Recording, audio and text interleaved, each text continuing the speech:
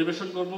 এটি আসলে জুলাইয়ের পুনর্জাগরণের একটা পাঠ হিসেবে আমি মনে করি। আমরা জানি জুলাই মাসে যে সমস্ত গান, যে সমস্ত দ্রোহের গান শুনে আমরা বড় হয়েছি, আমাদের সন্তানরা যুদ্ধে ঝাঁপিয়েছিল, তার কিঞ্চিত অংশ আমরা পরিবেশন করতে চাই।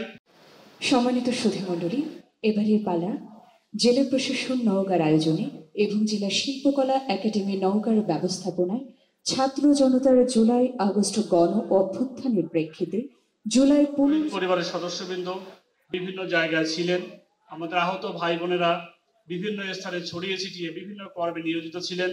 আমাদের ছাত্র ভাই বোনেরা তারা বিভিন্ন পেশায় বিভিন্ন কাজে আত্মনিয়োগ করেছেন। তারা প্রত্যেকেই আজকের এই জেলা প্রশাসনের এই আয়োজনকে সফল এবং সার্থক করার জন্য দূর দূরান্ত থেকে তাদের বিভিন্ন ব্যস্ততাকে উপেক্ষা করে আমাদের ডাকে সাড়া দিয়ে তথা সরকারের ডাকে সাড়া দিয়ে আজকের এই বর্ষপূর্তি অনুষ্ঠানটাকে সত্যিকার অর্থেই প্রাঞ্জল করেছেন, সুললিত করেছেন।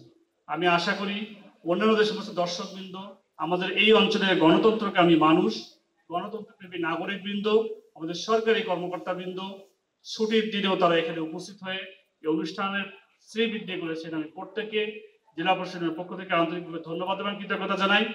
এবং